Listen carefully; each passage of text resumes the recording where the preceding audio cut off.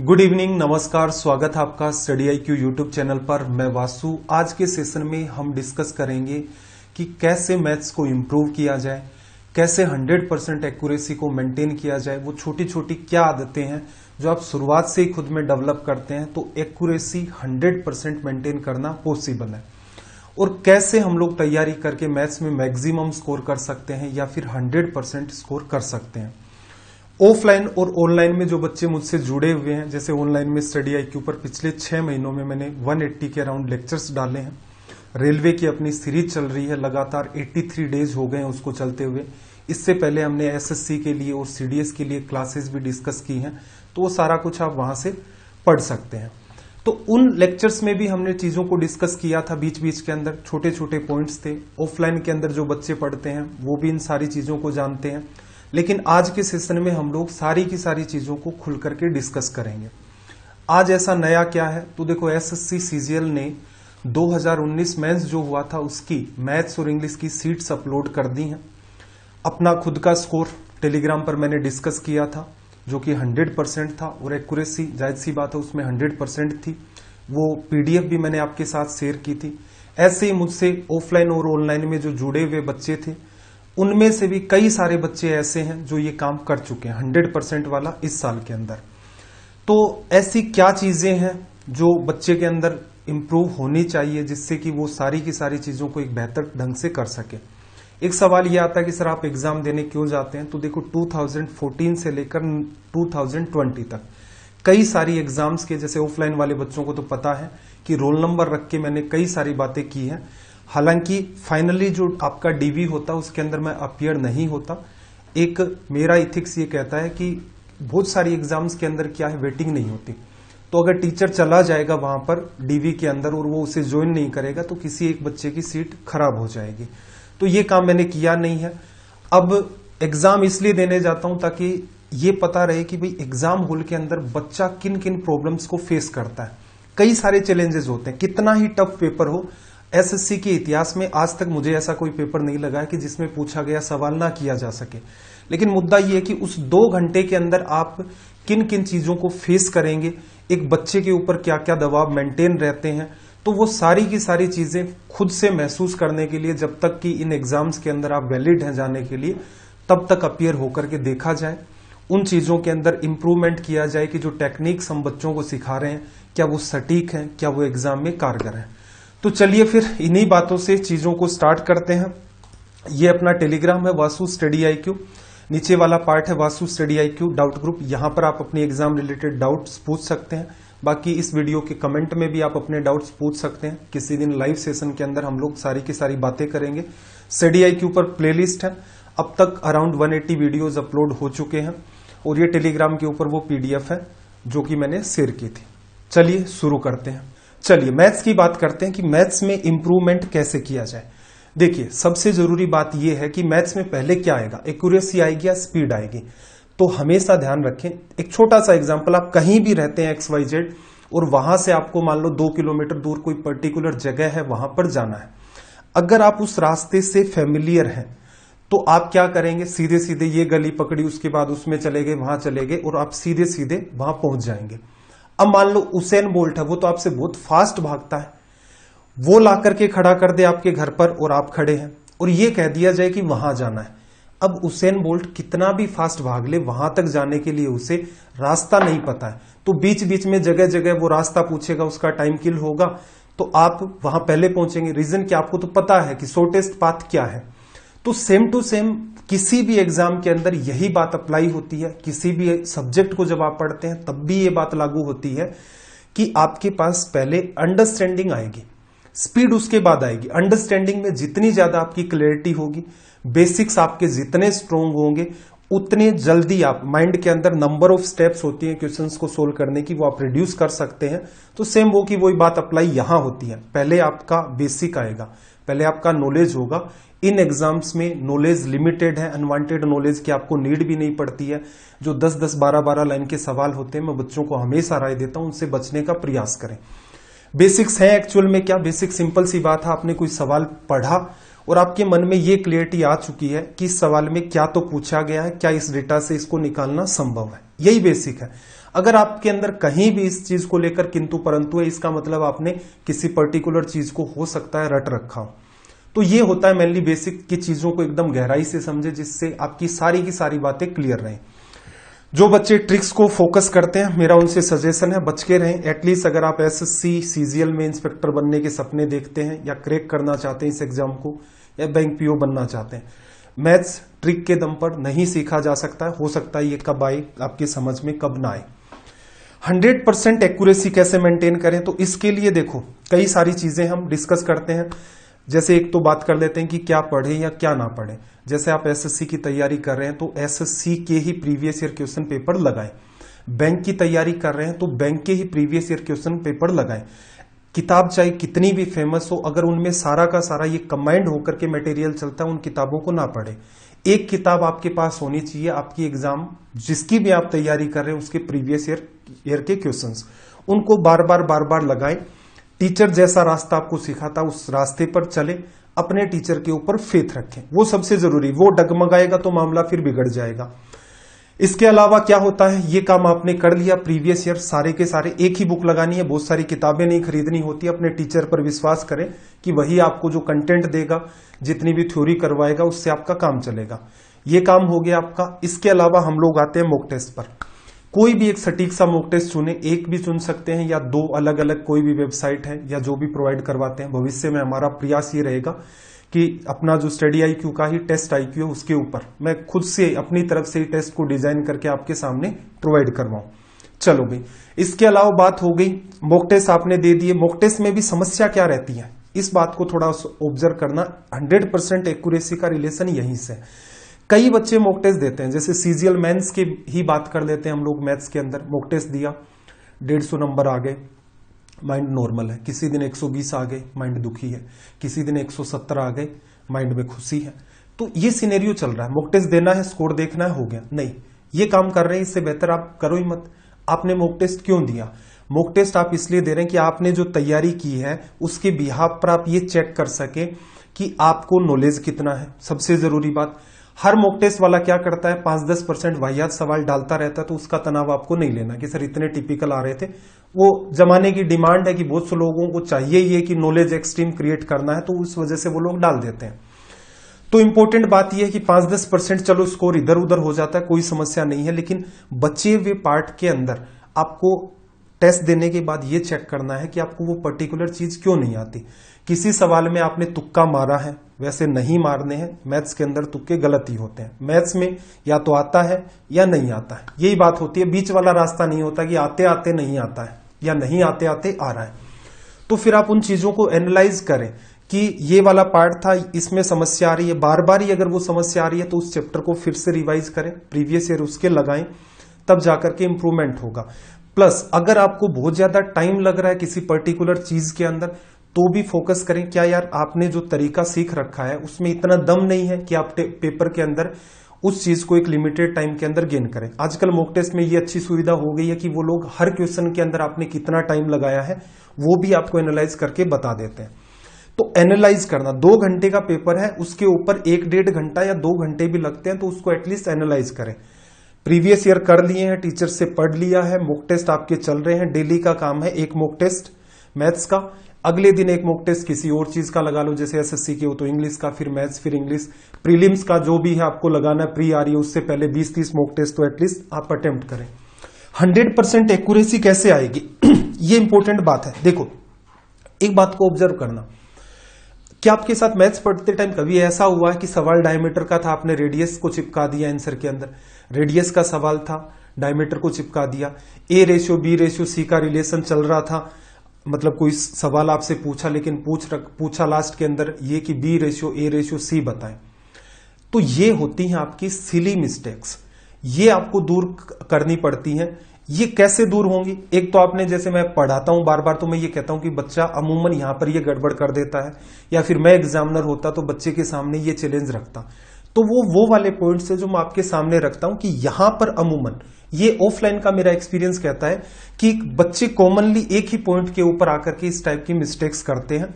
Mock test जब देते हैं तो अगर आप भी इस टाइप की गड़बड़ कर रहे हैं अर्थमेटिक में, एडवांस में, कि लास्ट पॉइंट के ऊपर जो बात उसने पूछी है उसको नेग्लेक्ट कर देते हैं और अपने हिसाब से ही रेडियस माइंड में सेट था उसका आंसर निकाल लेते हैं।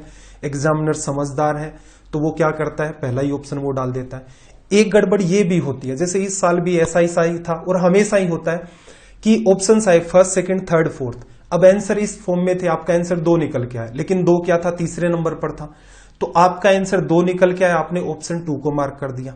ये भी आपकी एक टाइप की एरर हो सकती है। तो इन सारी की सारी चीजों को मॉक टेस्ट के बाद एनालाइज करते टाइम एक नोटबुक में नोट कर लें। क्वेश्चन ना करें भले, बस ये लिख लें कि मैं रेडियस को डायमीटर कई बार पढ़ जाता हूं, ये गड़बड़ है। कई बार A/B/C मुझसे पूछा होता है, मैं ये इसको लिख देता हूं, या रेशियो को चेंज दिया होता है तो मैं ध्यान से नहीं पढ़ता। कभी मुझसे एंगल बाइसेक्टर पूछा है, मैं कोई और ही स्टोरी घड़ देता हूं वहां पर, ये पार्ट हो गया। तो इस बात का भी आप विशेष ध्यान रखेंगे। 100% एक्यूरेसी यहीं से आती है।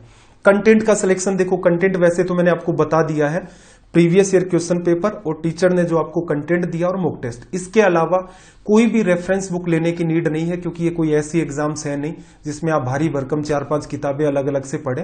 प्रीवियस ईयर को कर लो, एक बार कर लो काफी है, फिर डेली मॉक टेस्ट लगा, उसमें तो डेली रिवीजन होना ही है, और टीचर के नोट्स उनको करते रहो। एक इंपॉर्टेंट बात यह है कि रिवीजन वाली, रिवीजन सबसे जरूरी है कि बच्चे एग्जाम से 8-10 दिन या 15 दिन पहले अपना पेशेंस लूज कर देते हैं। तो इसका क्या समाधान होगी? इसका समाधान यह है कि बच्चे को लगने लग जाता है कि ये जो जितना भी सिलेबस है ये पहाड़ जितना है, मैं कैसे कर पाऊंगा इसको, अब इतने टाइम तो की थी। तो या तो आप अपने हिसाब से क्या करें, जैसे परसेंटेज एक चैप्टर है, उसमें 10-12 टाइप के गिने चुने सवाल बनते हैं, कुछ ढंग के सवाल है, मोबाइल के अंदर स्क्रीनशॉट ले लो उनके और उनको अपने पास रखा करो, प्रिंट आउट निकलवा लो कि इस चैप्टर में ये गिने चुने 10-12 ठीक सवाल होते हैं, ताकि एग्जाम से पहले उनको रिवाइज कर सके। ऐसे ही एडवांस मैथ हो गया, उसमें नंबर ऑफ प्रॉपर्टीज बहुत ज्यादा होती हैं, जैसे ज्योमेट्री में खूब सारी चीजें हैं, नंबर सिस्टम भी वास्ट है, मतलब वो सारे चैप्टर वास्ट होते हैं। वहां पर जो फॉर्मूले प्रॉपर्टी हैं उनको बार बार रिवाइज करें। कई बच्चे रिवाइज करने का मतलब ये समझते हैं कि नोटबुक उठाई, हाँ ये भी पढ़ लिया, एंगल बाइसेक्टर हो गया, ऐसे ऐसे करता है, सेंट्रोइड 2:1 में ये कर देता है, वो कर देता है, एरिया 6 हिस्सों में, मीडियन की लेंथ ये नहीं। सेंट्रोइड हेडिंग डाली, नोटबुक के अंदर देखो, लिखो, एक ब्लैंक पेपर लिया, उस पर लिखो कि हाँ सेंट्रोइड ये होता है, मीडियन के 2 या 3 मीडियन से ये बनता है, मीडियन 1:1 में डिवाइड करती है साइड को, एरिया को भी ऐसे ही करती है, 2:1 में डिवाइड कर देती है, लेंथ ऑफ मीडियन ये होती है। इसके अलावा मीडियन क्या क्या और इफेक्ट डालती रहती है। तो ये कुछ कॉमन पॉइंट है, बिना देखे आपने पढ़ लिया है, आप बिना देखे उनको लिखो। मेरे हिसाब से 2 मिनट में वो सारी बात आप लिख सकते हैं, जितनी भी आप सेंट्रोइड से रिलेटेड 10-12 बातें जानते हैं, सारी आ गई। ऐसे incentre, circumcentre, orthocentre, ये सारी की सारी बातें, एक्स सेंटर हो गया, इनको लिखा। ऐसे ही आप लिख सकते हैं जैसे सिमिलरिटीज के ऊपर क्या सवाल बनते हैं, सर्कल के अंदर किस टाइप की प्रॉपर्टी बनती है, एंगल बाइसेक्टर में क्या क्या स्पेशल होता है। तो मेरे हिसाब से ज्योमेट्री की प्रॉपर्टीज को लिखना 10 से 15 मिनट का काम है, सारी की सारी प्रॉपर्टी जितनी भी पॉसिबल होती हैं और जो अपनी एग्जाम रिलेटेड है। तो ये काम आप बार बार क्यों नहीं कर सकते? आप 20 दिन के बाद ये काम क्यों नहीं करना चाहते? ऐसे ही जैसे ट्रिग्नोमेट्री में जैसे पढ़ाता हूं, उसके अंदर तो ये रहता है कि फॉर्मूले पहले प्रूफ करवाता हूं कि देखो ये फॉर्मूले हैं ऐसे, और आप भी घर पर इनका प्रयास करें। तो फॉर्मूलों पर भी सवाल तो आते हैं ना, हालांकि वैल्यू पुट से भी होते हैं और भी तरीके होते हैं उनके, लेकिन वो काम भी तो एटलीस्ट आप करके देखें कि भाई लेकर के बैठे और फॉर्मूले प्रूफ कर लिए। 3 या 4 बार खुद से प्रूफ करोगे, 5वीं 6ठी बार क्या होगा, प्रूफ की नीड नहीं है, सीधे लिख रहे हो। 10वीं बार इसी चीज को, और टाइम कितना लग रहा है, 10 से 15 मिनट। तो इसका मतलब जैसे एडवांस मैथ कोई बच्चा कहता है मुझे टफ लगता है, टफ नहीं है एक्चुअल में। आप हो सकता है अप्रोच ये समझ रहे हो कि बहुत ज्यादा पढ़ना नहीं, उसे बार बार लिखेंगे। ऐसे ही जैसे टाइम एंड वर्क के अंदर भी बहुत सारे तरीके होते हैं, इस टाइप के पैटर्न होते हैं स्पेसिफिक। ऐसे ही स्पीड टाइम डिस्टेंस में भी 2-3 स्पेसिफिक पैटर्न है, तो उनको बार बार लिखा करो। तो यही काम होता है कि महीने में 15वें दिन, या फिर यूं मान ले कि हर दूसरे संडे को बैठ करके 1 घंटे या 2 घंटे आप मैथ्स की प्रॉपर्टी ही लिखा करेंगे। भले ही आपके अंदर कोई इंप्रूवमेंट हो रहा है या नहीं हो रहा, मेरा एक्सपीरियंस कहता है बिल्कुल होगा। कोई भी बात ध्यान आएगी, आप धड़ल्ले से उस बात पर पहुंचेंगे। तो मेरा तो ये है कि रिवीजन के नाम पर, या फिर आप अपने टीचर से पैरेलल में एक डिमांड और कर सकते हैं कि सर इतनी तैयारी आपने करवा दी, एटलीस्ट हमें कुछ रिवीजन वीडियोज वगैरह प्रोवाइड करवा दें कि 10-12 घंटे में पूरी एडवांस मैथ को, और 10-12 घंटे में, या फिर यूं मान ले 15 घंटे में एडवांस मैथ का रिवीजन वीडियो, 10 घंटे में अर्थमेटिक का रिवीजन वीडियो, जिससे आप एग्जाम से 1 वीक पहले उनको एक बार देख लें और आपका काम धूमधाम से चल जाए। चलिए भाई, अगर बात करें सीजीएल एसएससी सीजीएल मैथ्स की स्पेसिफिक क्या करना है। तैयारी देखो, ऐसा आप सेल्फ भी कर सकते हैं, टीचर से भी कर सकते हैं। टीचर से करेंगे तो ऑनलाइन और ऑफलाइन दो आपके पास मीडियम होते हैं। सारी की सारी चीजें सबसे जरूरी, मतलब सारी चीजें अच्छी हैं। जरूरी क्या इनमें? फेथ। आपका फेथ सेल्फ पर है, आप खुद से तैयारी करें। आपका फेथ किसी टीचर पर है, बिल्कुल आप टीचर से करें। आपका मन करता है पेड कोर्स लेकर के करना है, वो करिए। ऑफलाइन में मन करता है, करिए। लेकिन आपका फेथ होना चाहिए कि जो मैं काम कर रहा हूं वो बिल्कुल 100% वही सही है मेरे लिए। ये डिसीजन आपको लेना होता है। ये डिसीजन आपने ले लिया, फिर आप धड़ल्ले से तैयारी करना स्टार्ट कर दें। और एसएससी सीजीएल की अगर जो बच्चे तैयारी कर रहे हैं उनके लिए जरूरी बात है, हमेशा ध्यान रखें 2017 और 2018 मेंस में सीजीएल ने जो पेपर पूछे थे वो अपने पास प्रिंट आउट करवा के रखें। प्रिंट आउट करवा के रखें, बार बार उनको रिवाइज करते रहें, जिससे आपको ये पता चलेगा कि यार इस टाइप के सवाल पूछे थे। अगर उस टाइप के आपको और सवाल नहीं मिल रहे तो एटलीस्ट कंटेंट में ढूंढने का प्रयास करें। तो ये जरूरी है। इससे फायदा क्या होगा? आपको किसी से पूछने की नीड नहीं होगी कि एसएससी किस टाइप के सवाल पूछता है। अदरवाइज बच्चे यही पूछते रहते हैं कि जो 3 साल से तैयारी कर रहा है वो बड़ा ज्ञानी है, जिसने तैयारी में एक पंचवर्षीय योजना लगा दी उसके पास ज्यादा ज्ञान होगा, उससे गाइडेंस लेते रहते हैं। किसी से लेने की नीड नहीं है। फिर से मैं यही कहूंगा, पेपर है वो सच बोलते हैं। टीचर अपने देश काल वातावरण के हिसाब से हो सकता है आपको इन्फ्लुएंस करने के लिए झूठ बोल जाए और कुछ कर जाए, सीधी सटीक ना बात करें। ये भी कह दे कि ट्रिक से ही सारा काम हो जाएगा, ये भी कह दे कि मेरे ही कंटेंट से सब कुछ निकल के आता है। गिनी चुनी बातें हैं, वही कंटेंट है, उसी से आना होता है। कभी पेपर थोड़ा बहुत कैलकुलेटिव आ जाता है तो बिल्कुल इश्यू क्रिएट हो जाते हैं। तो 2017-18 मेंस के पेपर प्रिंट आउट करके खुद के पास रखें। सीडीएस के भी सारे के सारे पेपर साल में 2 बार होते हैं। यूपीएससी की वेबसाइट पर जाएं, आपको 2014 से लेकर अब तक के सारे पेपर मिल जाएंगे। इनका भी प्रयास करें, प्रिंट आउट निकलवा करके खुद के पास रखें। अभी रिसेंट में जो पेपर हुआ है 2019 मेंस का, इसमें जो पहले 2 पेपर हुए थे 15-16 वाले, वो भी प्रिंट आउट करके खुद के पास रखें। फायदा यही होगा, आपको कभी किसी से पूछने की नीड नहीं होगी। जिस तरह की आप तैयारी कर रहे हैं चेक कर दें कि आप जो पढ़ रहे हैं क्या वैसा सा मैच हो रहा है। तो इससे फायदा ये होगा, एकदम वाहियात सवालों से बच जाएंगे जिनके अंदर अमूमन पढ़ने वाले बच्चे डिमोरलाइज हो जाते हैं। 8-10 लाइन का सवाल है, आप देखते ही घबरा गए, एग्जाम में वैसा कभी आना नहीं है। तो ये है। कैलकुलेशन के लिए क्या करें, ये भी एक चुनौती है। देखो, कैलकुलेशन के लिए एक तो टेबल प्रयास करें 25-30 तक तो याद कर ले जाए और उसका यूज भी करने का प्रयास करें। कैलकुलेशन 1 दिन का, 2 दिन का, 10 दिन का काम नहीं है, लगातार है। कुछ मल्टीप्लाई के तरीके होते हैं, सीरीज चलाएंगे कैलकुलेशन की, उसमें भी आ जाएंगी ये सारी चीजें। कुछ स्क्वायर हैं, जैसे 50 तक स्क्वायर हर बच्चे को याद होने चाहिए। 50 से ऊपर हो गया, जैसे 112 का स्क्वायर निकालना आपको, तो सीधे सीधे कह सकते हो 125-44 होगा। नीचे की तरफ आप निकालना चाहते हो, जैसे 96 का स्क्वायर क्या होगा, तो आप कहेंगे 9216। तो इनके कुछ तरीके होते हैं। ऐसे भी नहीं करना आपको कि 837 का स्क्वायर क्या होगा, कौन पूछता है भाई उस चीज का। अगर पूछेगा, डिजिट सम का सहारा लेंगे, यूनिट डिजिट का सहारा लेंगे, रिमाइंडर थ्योरम का भी सहारा ले सकते हैं, लास्ट 2 डिजिट का भी सहारा ले सकते हैं। ये कुछ कुछ हथियार होते हैं, जब आप फंस जाते हैं तब इनका सहारा ले सकते हैं। अदरवाइज सिंपल सटीक अप्रोच ये है कि आपको ठीक ठाक मल्टीप्लाई करना आता है। डीआई उतना लेवल का तो नहीं आता, लेकिन फिर भी आपकी एडिशन पर थोड़ी सी कमांड है, उससे आपका काम चल जाता है। स्क्वायर याद हो, 20 तक आपको क्यूब याद हो। जैसे मैं बीच में पढ़ाते टाइम कहता हूं कि 18 की टेबल आपको ध्यान रखनी है, तो उसका मेरे बताने का एक अपना रीजन है कि कल को 1290 डिग्री आ जाएगा, 18 7 126 हो गया, साइन 1290 डिग्री की वैल्यू सीधे कह दोगे -1/2 होगी।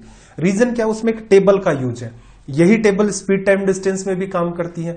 यही टेबल जब आप पढ़ते हैं रेगुलर पॉलीगन, तो 18 की टेबल, ऐसे ही बहुत सारे पार्ट होते हैं कि ये पर्टिकुलर चीजें आप हर चैप्टर में तैयार करते हैं। जैसे रेडियस की टेबल होती है, जैसे आपको ये पता है कि 616 एरिया दे रखा है सर्कल का, पेरीमीटर क्या होगी, आप कह दोगे 88 होगी। उस पर बेस्ड कोई कोण का भी सवाल बनाया जा सकता है। अब एक बच्चा तो निकाल रहा है πr² = 616 है, उसका यूज करेगा, रेडियस 14 आएगी, उसको अप्लाई करेगा, सरकमफेरेंस 88 निकालेगा। इंपॉर्टेंट ये था, क्या आपने वो सारी चीजें पकड़ी कि ये इतना नकली काम है, इसको पहले ही करके रखो। कि एक जो भीड़ है वो ये मानती है कि हर चीज को ही करके देखेंगे तभी सोल्व होगा। भाई कोई डिफरेंट सवाल आ गया, रेडियस 11 आ गई, उस टाइम सोल्व कर लेंगे, अपने क्या समस्या। स्क्वायर क्यूब हमने याद रख रखे हैं, वॉल्यूम का पूछेगा क्यूब करना पड़ेगा, एरिया पूछेगा स्क्वायर करना पड़ेगा। तो इन चीजों पर फोकस रखें। कैलकुलेशन हालांकि टाइम लेती है, और उसको अप्लाई करना आना भी चाहिए। डिजिट सम, ये सारी चीजें भी यूजफुल होती हैं जहां जहां इनकी नीड होती है। लेक्चर जैसे मैंने आपको कहा था स्टडी IQ पर पिछले 6 महीनों में 180 लेक्चर मैं ले चुका हूं। 90 डेज की अभी रेलवे की सीरीज चल रही है, इससे पहले मैं CDS और SSC CGL के लिए पढ़ा रहा था। तो वो सारे इंपोर्टेंट आप ऑब्जर्व करके देखें, खुद आइडिया लग जाएगा।